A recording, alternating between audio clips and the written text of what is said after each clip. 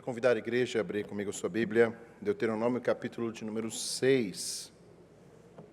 A leitura será nos versículos 1 a 9. Deuteronômio 6, de 1 a 9.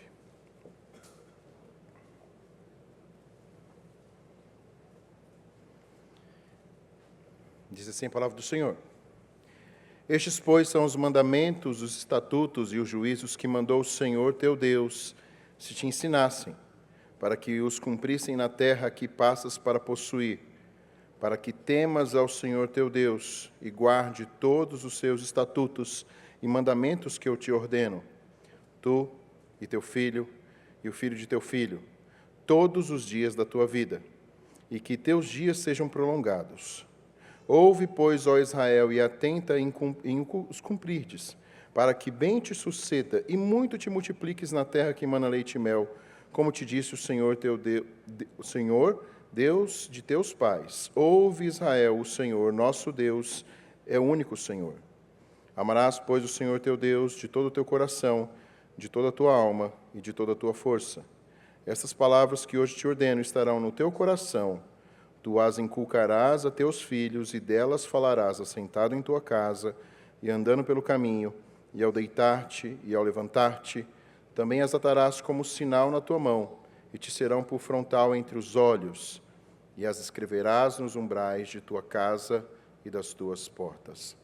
Vamos orar mais uma vez. Querido Deus, nós estamos diante da sua perfeita palavra, que por meio da ação do seu Santo Espírito é aplicada em nossos corações, para sermos agora confrontados, para sermos trabalhados por Ti, a fim, ó Deus, de tomarmos decisões profundas diante do Senhor e na total dependência do Senhor.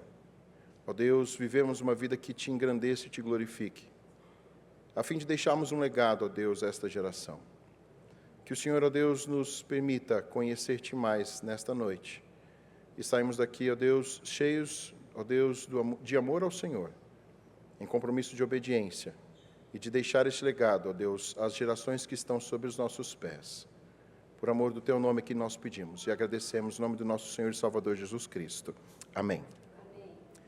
Queridos irmãos, uma das coisas que tenho aprendido na minha vida é ouvir histórias. E passei a ser um apreciador de histórias e guardar muito bem as minhas histórias. Na verdade, eu sou daqueles que sistematizam as fotos no computador, de tal ano a tal ano, e gosto de sempre relembrar os fatos, e quando eu vejo as pessoas, talvez não com a maestria do meu pai, que lembra de algumas coisas mais antigas ainda, mas eu gosto de sentar para tomar um cafezinho, para conhecer a história de todo mundo, para conhecer como foi a vida, os percalços, as vitórias. Então, eu sou daquele pastor que senta para visitar durante umas 3, 4 horas você. E se vocês quiserem, a gente senta para a gente conhecer mais. Eu gosto dessas histórias. E o bom é saber que a gente não vai fugir disso, porque a gente vai ter eternidade. Então, se você não quiser tomar um café comigo e contar um pouquinho da sua história, eu vou te encontrar no céu um dia. E a gente vai sentar para conhecer todas as histórias maravilhosas e render glórias a Deus. Porque histórias, queridos, têm um significado poderoso. Uma nação ela é forte quando preserva a sua história. Uma nação, quando reconhece as lutas na sua história, também aprende a discernir os seus erros e consertá-los. Uma das coisas maravilhosas que eu recebi em casa foi a história de alguém que eu nunca conheci, mas amei, do meu bisavô, que veio lá da Inglaterra para ser um missionário lá no meio do Nordeste, lá em Carolina. E ali conheceu a sua esposa, e ali teve os seus filhos, passou por lutas, pregou o Evangelho, depois foi para o Recife, e de lá, queridos, Deus o ceifou ainda muito jovem, como um pastor muito jovem, com vários filhos. Mas é interessante que estas histórias me foram contadas desde os meus 3 anos de idade. E tinham 2 pessoas que contavam, minha mãe e principalmente a minha avó. Só que a minha avó conhecia os detalhes mais profundos. Então, toda vez que eu ia para no interior de São Paulo, lá para Jaú, e ficava 2, 3 semanas, que talvez seja um alívio para os meus pais, e lá a gente ficava à base de chup-chup, à base de sorvete, à base de misto quente. Toda noite a gente sentava, e eu era o último a dormir porque eu queria conhecer todas as histórias do meu bisavô. E sabe o que aconteceu? Eu passei a amar o meu bisavô. nunca tinha visto, nunca ouvi, o verei no céu, mas passei a amá-lo. Depois de um tempo, quando eu me converti, eu passei a querer andar nos caminhos que ele, o meu pai, minha mãe andaram. E agora, como mais velho, não só por ser pastor, mas também principalmente por ser pai, eu quero ensinar o meu filho a amar aquele que, acima de tudo, é mais do que um familiar, aquele que nos guiou e tem guiado a nossa história.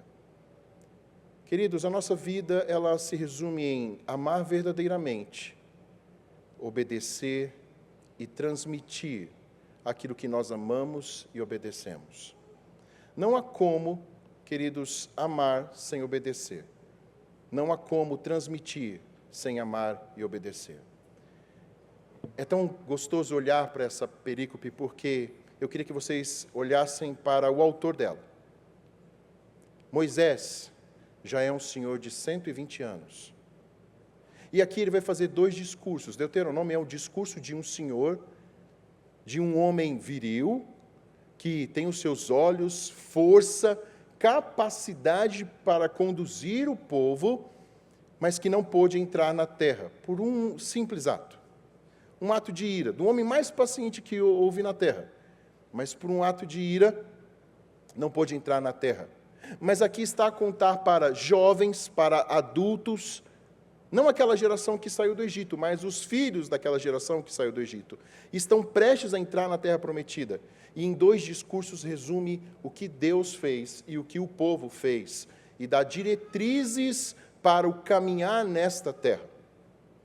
É um homem experimentado. Um homem que andou e tomou compromissos, como nós vimos lá em Hebreus, que não quis ser chamado do filho da filha de Faraó, que se absteve dos prazeres desta terra, que tomou um compromisso diante do Senhor, só que com 40 anos de idade, buscou com a sua própria mão libertar o povo. Mas Deus o coloca 40 anos, até os seus 80 anos, num momento de solidão para aprender a depender de Deus.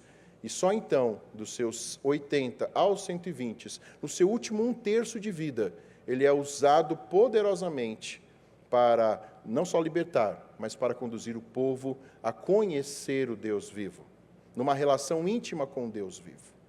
Nessa noite, queridos, eu queria, usando esse texto, que é um dos textos mais conhecidos pelo povo judeu, mais conhecido por nós, apresentar 2 pontos de vista muito claros a respeito do que Deus quer, a respeito do seu povo.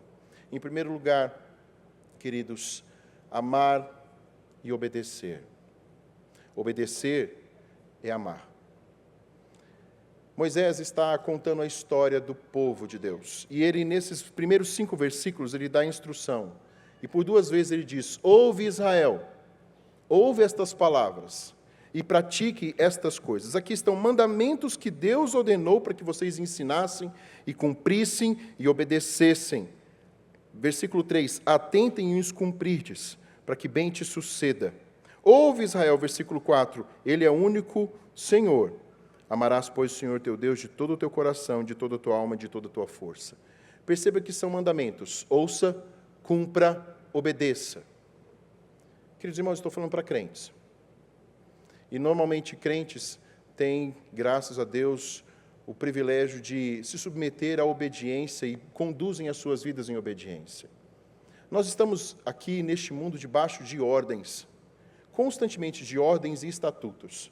É muito fácil estarmos debaixo das ordens e estatutos e obedecermos sem amarmos as ordens, os estatutos e os governantes. É muito fácil criar regras, queridos. Faça isso, se mantenha assim. Faça dessa forma, se mantenha assim. E nós podemos obedecer. Você pega ali o carro, você tira a carteira, você vai obedecer às regras de trânsito. Você obedece todas as regras dadas pelo Estado a você, você obedece regras que são éticas, morais, mas é muito e é possível estarmos mesmo debaixo dessa obediência sem o prazer de amar e obedecer. Moisés, queridos, do capítulo 1 até o capítulo 5, ele mostra que o povo recebeu uma lei perfeita.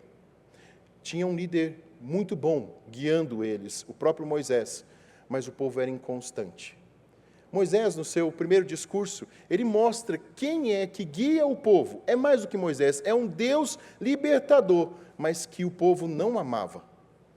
Tanto que ele começa a discorrer da história quando o povo sai do Monte Sinai, quando o povo sai de um compromisso de casamento.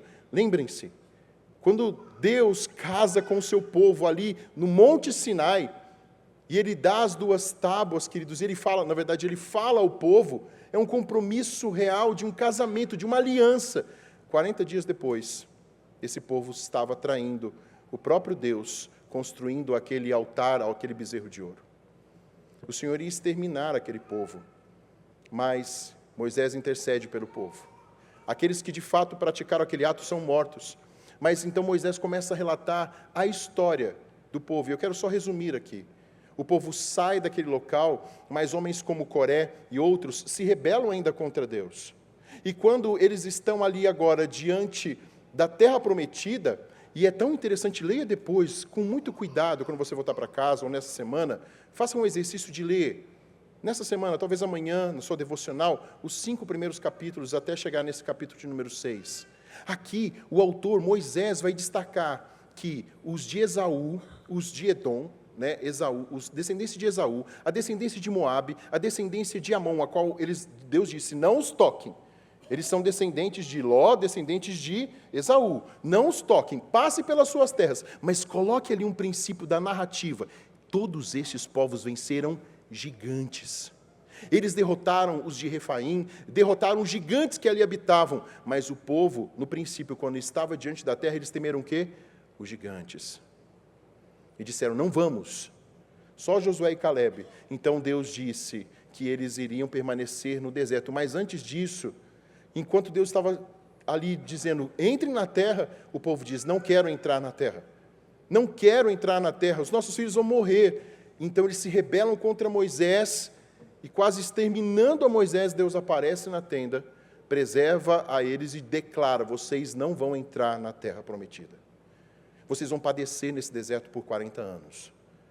E só vai entrar aqueles que são menores de 20 anos. Mas então o povo diz, não, agora eu vou entrar na terra. E eles sobem e são exterminados. E depois eles saem, e o texto vai para 38 anos depois. Quando eles então vão em direção à terra prometida, e Deus dá libertação diante dos 2 reis amorreus. Destroem por completo esses reis amorreus, que há 38 anos atrás não o fizeram.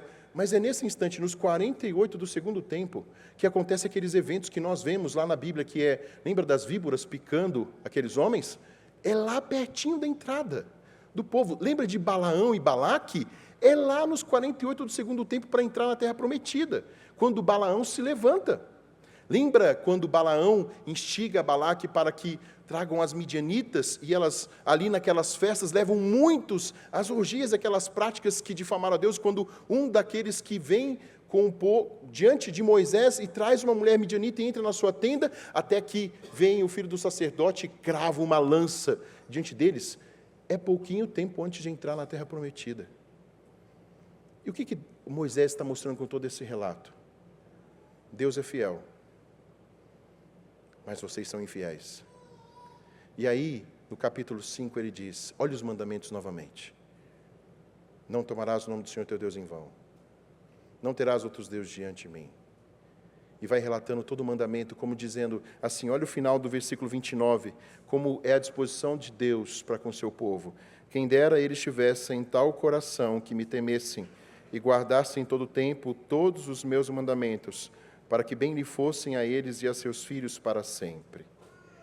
Queridos, Deus está mostrando aqui que Ele sempre foi fiel e amou o seu povo e agiu com graça e misericórdia, mas o seu povo não o reconhecia como Deus. E é por isso que o seu povo não obedecia. E mais uma vez, então, depois de declarar os mandamentos, vem o capítulo 6, os versículos 1 a 5, e Moisés diz, olhe para este Deus, que é o Deus que trouxe essa aliança, e o obedeça, e o ame. Queridos irmãos, já encerrando esse primeiro ponto, eu não quero aqui trazer algo acima da simplicidade da palavra de Deus. Para amar a Deus, em primeiro lugar, é lembrar desses primeiros 5 versículos, Para amar a Deus, eu preciso, em primeiro lugar, reconhecer que eu sou infiel e que eu sou desobediente.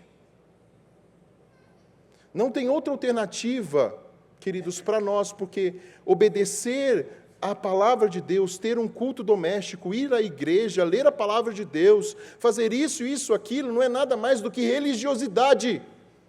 E tem muitos neste mundo que praticam religiosidade maior do que qualquer um de nós, talvez. Mas é vazio.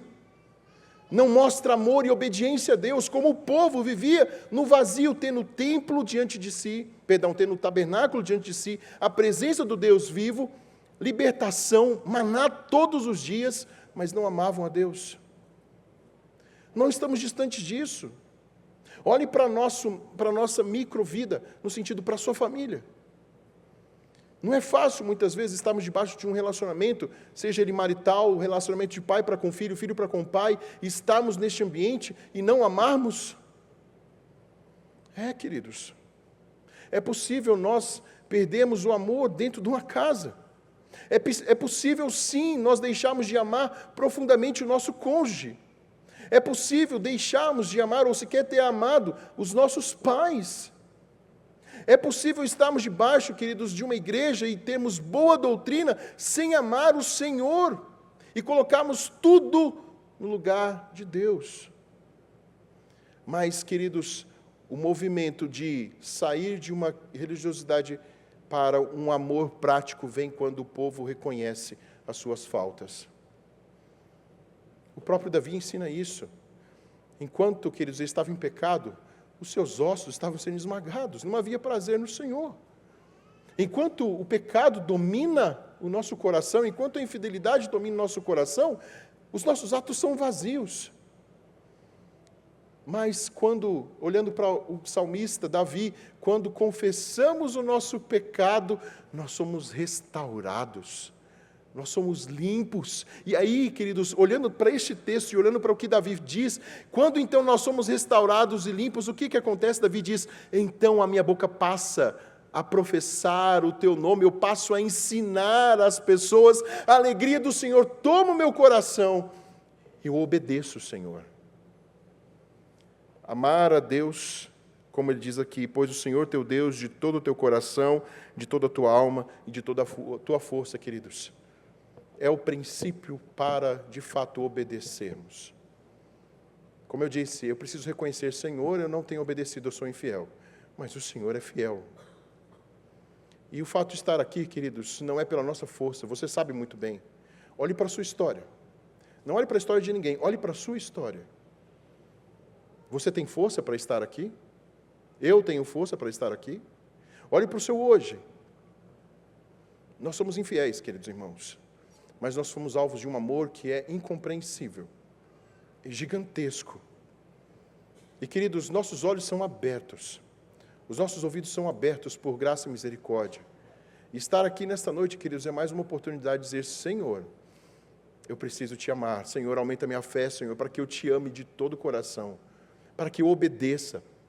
E aquele que ama, queridos, ele obedece. Aquele que ama se sacrifica. Aquele que ama vai então gastar tempo, recursos para colocar em prática a palavra santa. Então, nós passamos a ouvir verdadeiramente. Por isso então que esse aqui é o chamar, usado pelo povo hebraico, esse é o chamar, ouve Israel. Que os nossos ouvidos sejam abertos para esta realidade, mas eu quero lembrar a cada um de vocês, nós precisamos de Cristo. Porque somente Cristo que foi perfeito em obedecer todos os estatutos. E aqui, queridos, isso é crucial para mim e para você, porque se eu encerrar esse primeiro ponto aqui dizendo, vai e obedeça, você e eu não vamos conseguir. Vai e ame o Senhor, nós não vamos conseguir. Por isso eu devo clamar, Senhor, eu sou infiel, mas eu preciso de Ti, Senhor Jesus.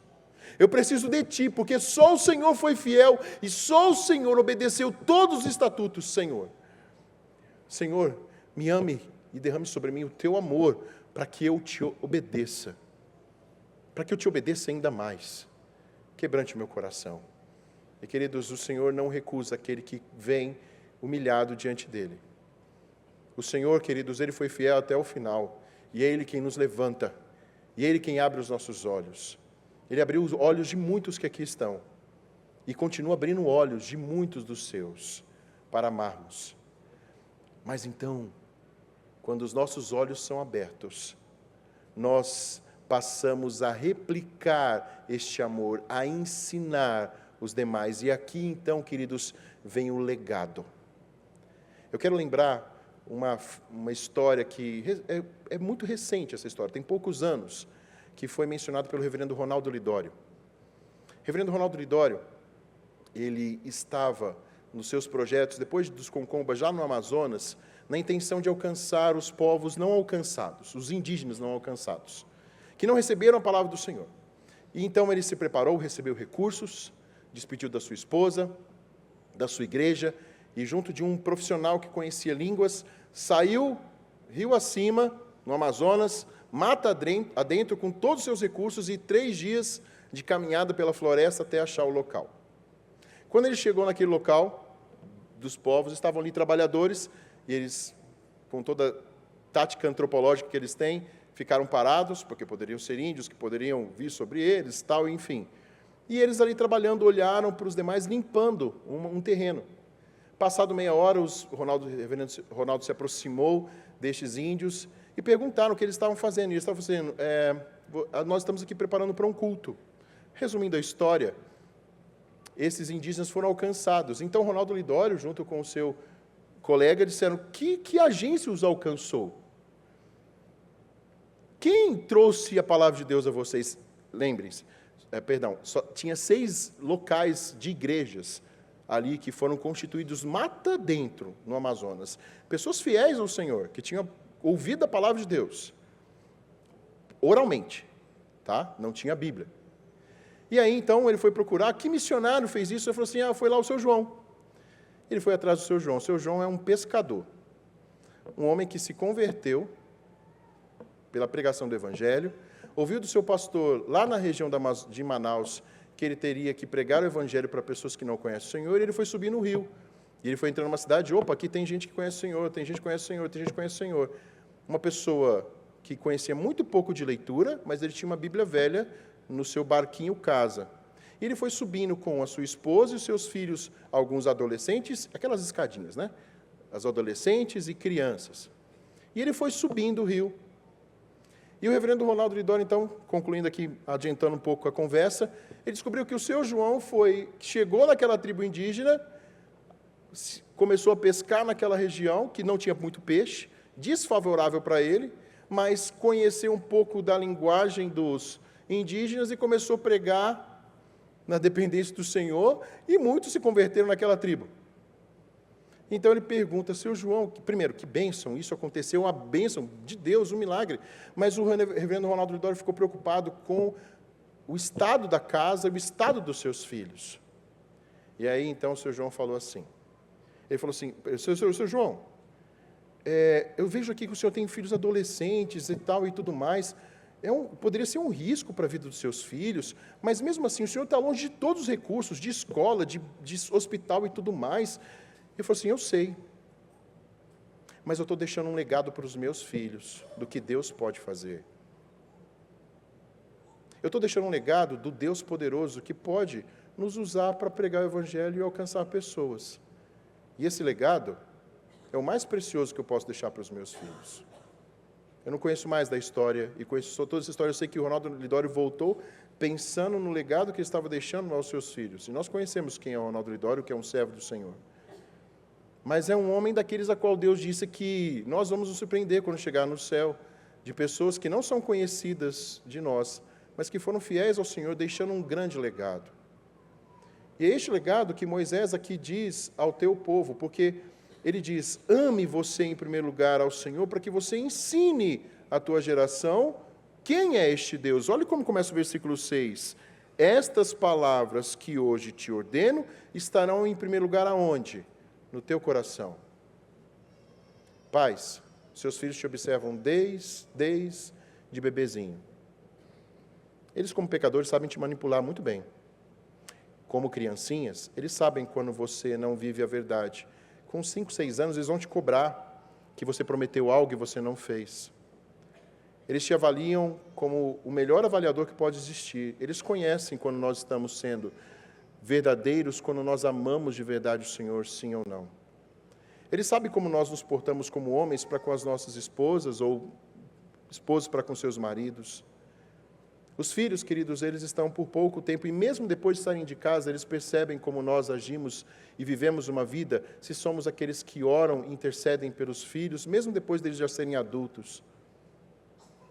O importante, queridos, aqui é que não tem como deixar um legado se eu não amo o Senhor. E talvez hoje seja o momento para você avaliar a sua vida se você de fato ama o Senhor, mas hoje é o dia para nós colocarmos em prática este amor e ensinarmos a nossa geração.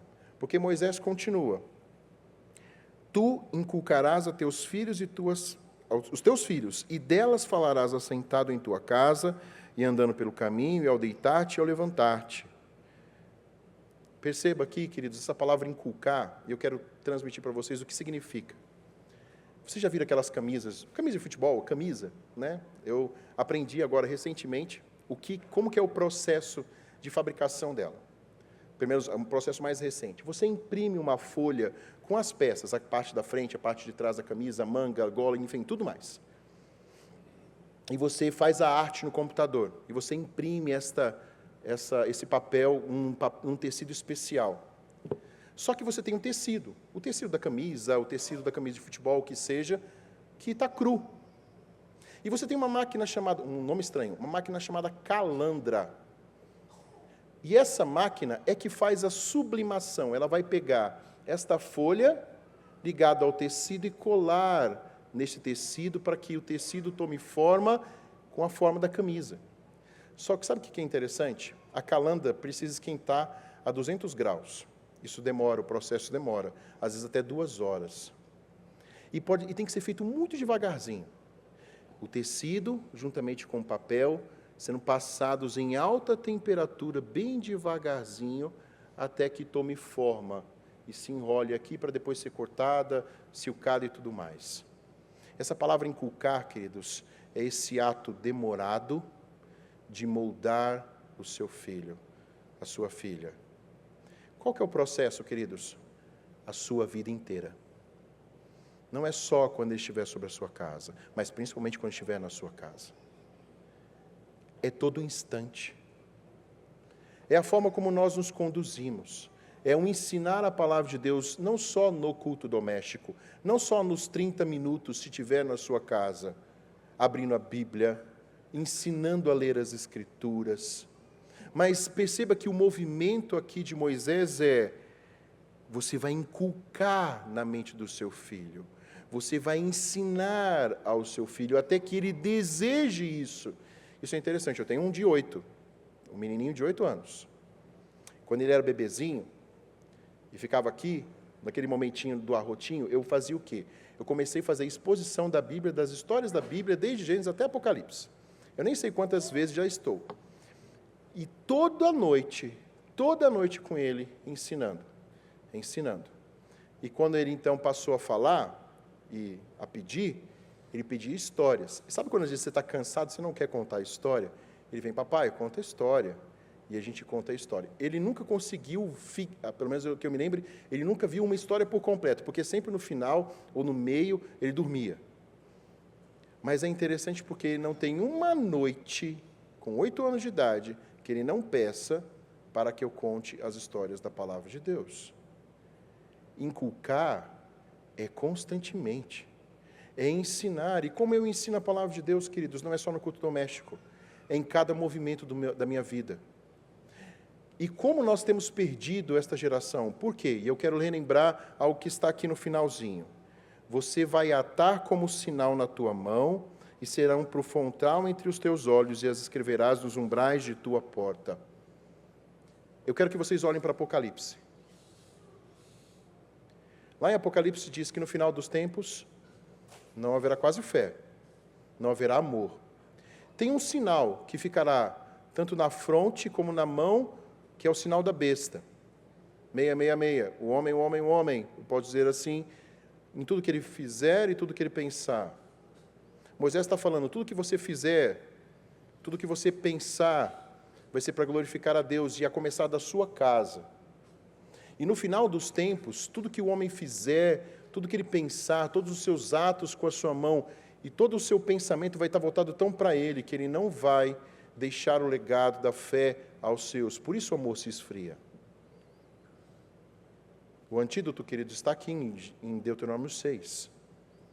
Que a partir da tua casa, e não como os judeus fazem, pegando os seus filactérios aqui, colocando uma caixinha na sua mão, na sua testa e na sua casa. Não é colocar isso e haverá este amuleto. E percebam, crentes fazem isso, porque simplesmente levam os seus filhos para a escola dominical e dizem, está feito. Ou eu eduquei o meu filho num culto doméstico 15 minutos por dia. Querido, o seu filho fica 8 horas num colégio, 6 a 8 horas num colégio. Tem um mundo nas suas mãos. E eu quero perguntar para você, você conhece o seu filho? Eu quero trazer algo que aconteceu nessa semana. Não quero fazer juízo dos pais dessas crianças. Mas vocês sabem que nessa semana ocorreu um ato horrendo entre 2 adolescentes da Igreja Presbiteriana lá em Uberaba, um da Central e uma da Segunda. Um jovenzinho sofria bullying de uma menina, e ele foi, amigos de UPA, de federação, sofria bullying. Não sei como é o comportamento dos 2 pais, mas um fazia bullying e outro sofria bullying. Este menino foi na escola e matou a sangue frio a sua companheira, da Igreja Presbiteriana. Nessa quinta-feira essa menina foi enterrada, esse menino de 14 anos. Não fazendo juízo dos seus pais, nem de como foram ensinados, nem da sua igreja. Mas isso nos chama a um alerta. Vocês conhecem o que está no coração dos seus filhos? Vocês sabem dos seus temores? Mães, vocês sentam com as suas meninas, que são meninas ainda, adolescentes e jovens, e sabem o que passa nas suas mentes? Quais são os seus desejos? O que assistem, o que ouvem, o que veem? Você tem acesso não só ao seu celular, mas mais do que uma questão investigativa, porque você pode investigar muito bem o celular do seu filho, colocar bloqueamento, mas você não vai conseguir proteger o seu filho e sua filha em todos os momentos. 5% talvez do seu momento que você se distraia, ele pode fazer muitas coisas, mas a minha questão é, você tem e conhece o coração do seu filho e da sua filha? Porque, queridos, o processo para educar e inculcar a palavra de Deus é um processo de amor. É um processo de andar com. É um processo que gasta tempo. Em levantar e não somente abrir a palavra de Deus, que isso deveria ser o básico. Não há tempo, pastor, somos corridos. No carro, levantar, memorizar com os seus filhos, indo para a escola, voltando da escola, perguntar como foi. Se há algum problema, usar a palavra de Deus para tratar o coração do seu filho e da sua filha. Aprender as questões básicas da palavra de Deus, ensinar nas férias, saindo para um museu, saindo no meio das pessoas, em qualquer lugar, ter um momento para ensinar a palavra de Deus, amar o Senhor acima de todas as coisas e ao próximo. Queridos, nós precisamos gastar o tempo com os nossos filhos, inculcando, porque o final dos tempos, queridos, está aí bem claro. Os homens estarão tão egoístas que não vão gastar tempo mais com os seus. Queridos, nós temos um celular que é uma bênção, mas é possível você estar na sua casa, eu estou com o meu filho ou minha filha, mas você está tão inebriado com o seu celular, e o seu filho, a sua filha também, e não há conversas. Não há conversas mais entre o marido e a mulher, não há conversa mais com os filhos. O celular é uma bênção. Mas em casa, queridos, nós precisamos gastar o nosso tempo com os nossos, voltar a conversar, a conhecer. E filhos, essa mensagem não é só para os seus pais. Adolescentes, jovens que estão aqui, vocês se tornarão um dia pais. E a vida que vocês estão tomando agora vai implicar na postura que vocês vão ter como pais e mães lá na frente. Então não é sobre responsabilidade só dos seus pais. Vocês têm os melhores amigos que Deus forneceu e não errou em colocar esses pais aí. Às vezes uns pais durões, chatinhos, às vezes marrento, mãe também que puxa a orelha, mas é uma bênção. É uma bênção, porque Deus não errou em colocá-los, porque os pecados deles vão expor exatamente os seus pecados para serem tratados. E vocês, jovens, adolescentes e crianças, são fundamentais para abençoar os seus pais, porque eles precisam de vocês. A intercessão de vocês, o amor de vocês a Deus, pode mover os seus pais, queridos, a colocar de fato o atributo da palavra de Deus em eles serem fiéis ao Senhor. Orem pelos seus pais. Orem para que Deus quebrante o coração do seu pai, da sua mãe, e não tenha medo de falar das suas lutas. Meninos, se acheguem aos seus pais. Meninas, talvez, eu estou vendo aqui vários pais com meninas. E que bom é isso. Cheguem aos seus pais e contem os seus medos. Contem as suas mães. Pais, falem dos seus problemas, das suas lutas. Como pai, muitas vezes eu erro com meu filho, mas uma das coisas que eu aprendi, às vezes na dor, mas aprendi foi quando às vezes eu sou exagerado com o meu filho. E eu passei do limite, eu não vou deixar ele ir para o quarto lamentar, eu vou chegar assim, Tiago, vem cá. O papai errou. Eu estou mais preocupado com esse fato, e eu fui pesado com você. Você me perdoou? Isso te magoou? Isso te feriu? E ele fala, sim, me feriu. Então eu peço perdão a você, eu vou orar, ora por mim. Eu tenho 42 anos, meu filho tem 8, mas eu preciso entender que o coração do meu filho tem que estar ligado ao Senhor e a mim.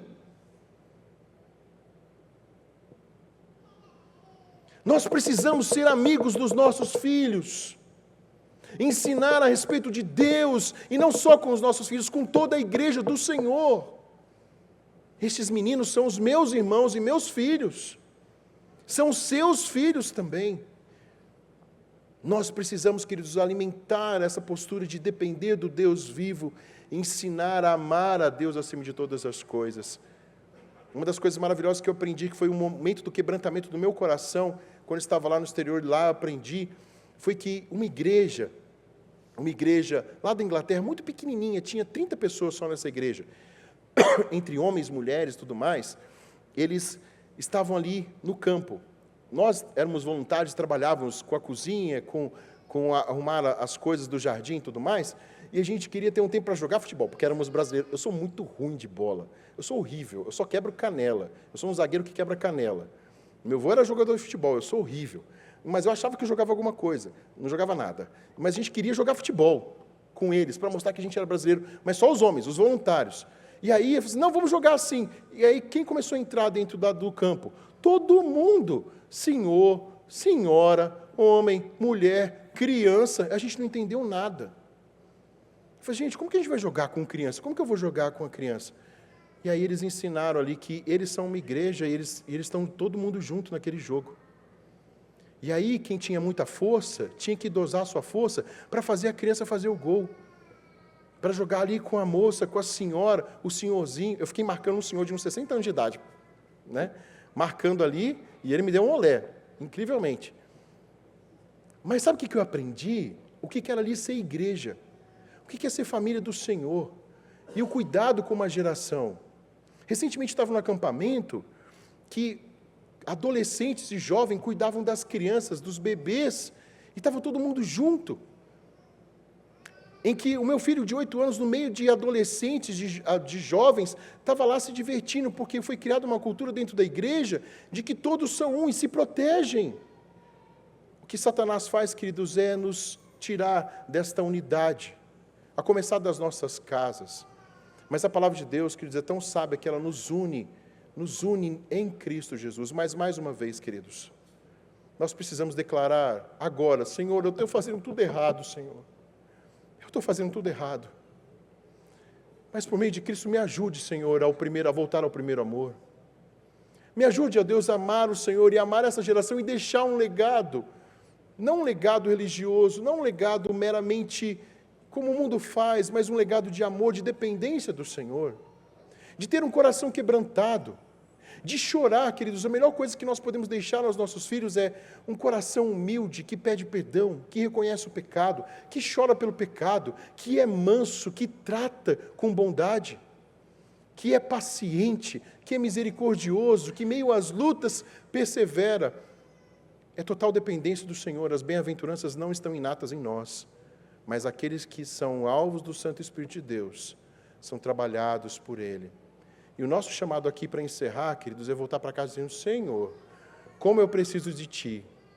Mas ouvir esse sermão também, queridos, é mostrar o amor de Deus, porque essa palavra para mim e para vocês é dizendo, há um Deus poderoso que nos ama tanto e quer que o seu povo esteja unido, e Ele vai preservar a sua igreja até o final. E Ele quer chamar esta igreja e esses que estão ouvindo a deixar esse legado para essas gerações que estão aos nossos pés. Nós vamos passar, queridos. Os nossos projetos todos vão passar. Se Jesus não voltar, a nossa geração se vai. E esses pequeninos que choram aqui, que estão aqui pequenos, que serão os próximos adultos que vão cuidar desta igreja, queridos, obterão esse legado. Mas nós precisamos dizer, Senhor, nos preserve, nos ajude a ser fiel ao Senhor, fiéis ao Senhor. E, ó Pai, precisamos de Ti agora. E preserve essa geração para a glória do Teu nome.